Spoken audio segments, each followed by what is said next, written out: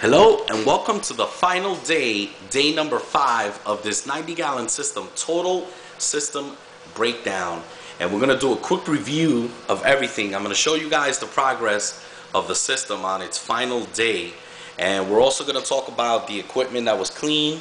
And I'm going to discuss a little bit about some of the items that you see here on top of this table.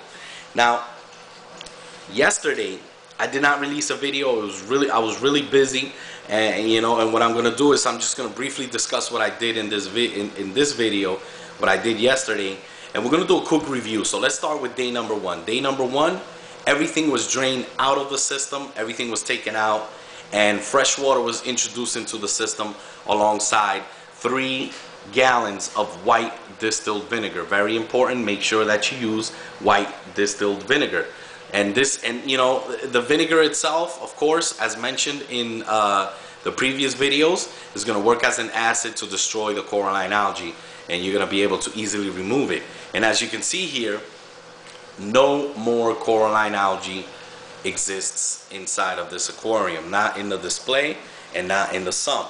Now, day number 2 continued the process and noticed that some of the coralline algae wasn't completely going away. So I went ahead and added another gallon of white vinegar and waited another 24 hours and left the same water. So basically I left the tank running for 2 days with the first day 3 gallons of vinegar, and the last day there was another gallon of vinegar. So that's a total of 4 gallons of vinegar. Considering that this is a 90-gallon system, I think that was enough. It was enough to completely remove the coralline algae from the MP40s. As you can see, they look brand new here. And I did remove the MP40s and just briefly brushed them quickly, took them apart, and then rebuilt them again. Now there's some debris floating around in the tank, and that's okay. But on day number 3, once I let the tank run with 4 gallons of bleach of vinegar, I drained the entire system and took out all of the sand that you see in the bottom here. There's no sand, there's just briefly a couple of specks here and there, and reintroduced the fresh water into the system. And then came the bleach stage of the process. Now, I discussed that I was going to show you guys how much bleach I used to sterilize the system, and basically what I did was that I took this little blue cup that you see here and I filled it up with about half a cup of bleach, added it to the system. It should be more than enough to sterilize your system. And it's important that once you finish adding the bleach, you really want to make sure that the system is really rinsed out properly. It can take a while when you use a lot of bleach for the bleach to dissipate. So what I've done is that once I let the system run for another 24 hours with that much bleach in the system, I drain the water, reintroduce fresh water again, and have added 2 bags of regular ChemiPure. Now, these 2 bags of regular ChemiPure is just for my own personal, reassurance that when I do fill up the tank back with water, there will be no signs of bleach or vinegar inside of the tank. So, it's just something that you can certainly fill up the tank and drain it again several times to make sure that you get rid of the vinegar and the bleach.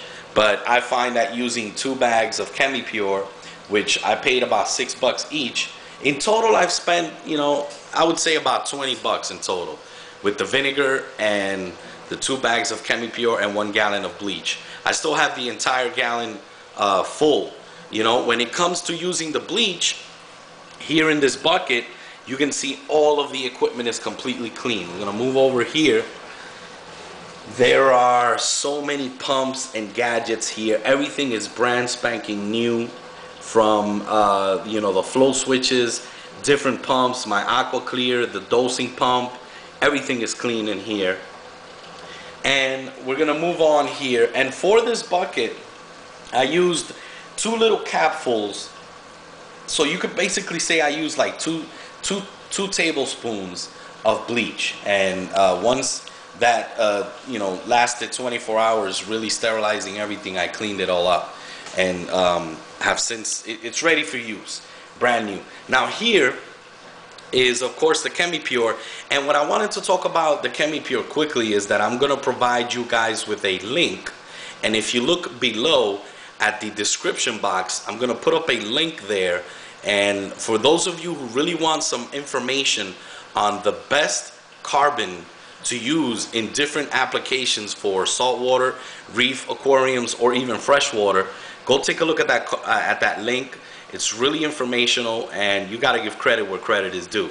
You know, this site really breaks down the different types of and the different brands of carbon use, and which ones are just mediocre, which ones are good, and which ones are best. And definitely ChemiPure is in the top of the line.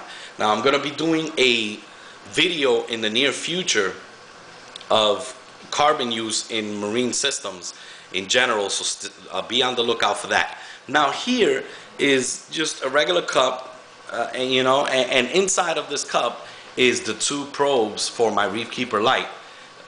You know, the pH probe is in there, and the temperature probe.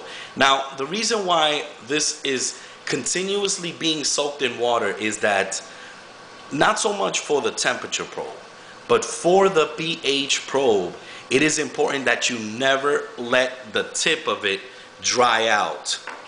Very important. Oh, this is the temperature probe. This one here, this little ball that you see here at the end, and I actually had to take the little plastics and spread them out to get rid of some worms that were actually growing in there. But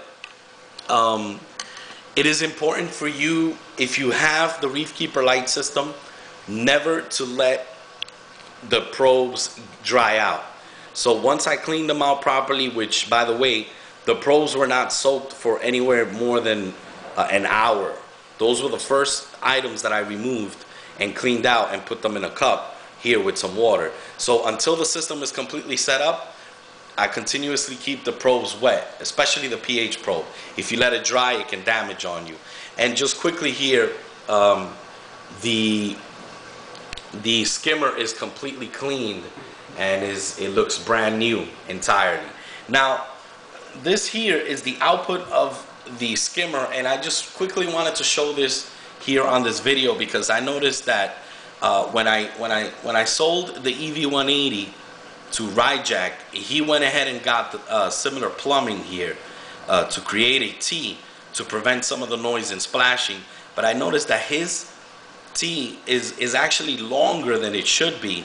And I told him about this piece, and I wanted to show him exactly which piece is it. And this is the one piece that you use. I believe it works with a washing machine, and it also has a large plastic screw in it. If you look for it in the hardware store, you will find it, and all you need to do is just have this piece and connect it directly to the T, and it should work fine. And quickly, here are just the, you know, some of the equipment that I used here to clean, you know, a medium toothbrush, cheap by the way. This little thing here, which easily allowed me to get into the reactors here and clean the inside of the tube. Of course, the brush here, and we are completely done. So this is day number 5.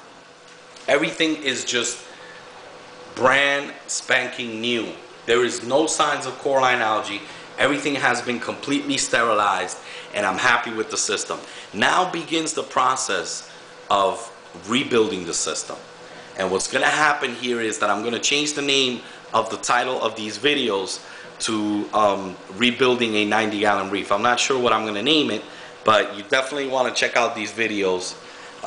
Once again, it's important, you know, just to be on the safe side, that after you use the bleach, just let it run for 24 hours, and now with some carbon. And now the waiting process for me is over for sterilizing the system. All I have to do is wait for the sump and the stand to get here. It should be here sometime this week. In the meantime, while this system is completely running with fresh water and some carbon, just to ensure that everything gets cleaned, I'm going to be doing a quick update on the 30-gallon system. I want to show you guys that the elegance coral has recovered immensely. I mean, some of the green is coming back, some of the zooxanthellae within the coral. And I'm also going to do a review on this 90-gallon tech tank and really discuss the reason why I got this 90-gallon system. So I hope that you guys have enjoyed the video. Thanks again for all of your support. Many more videos to come.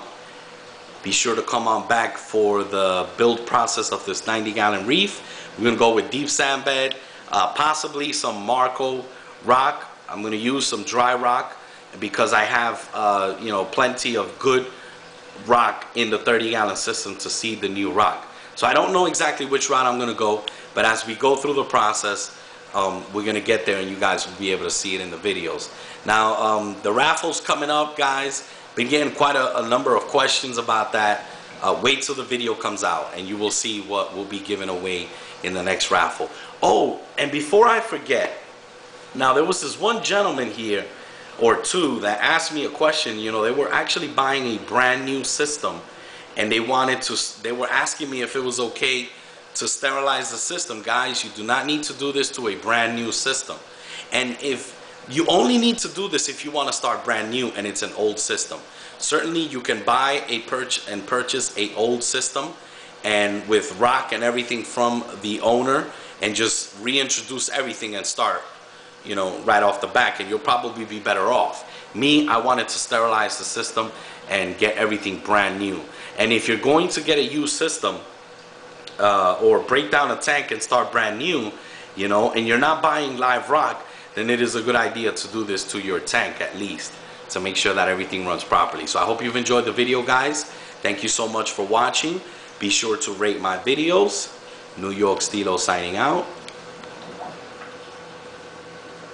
Peace.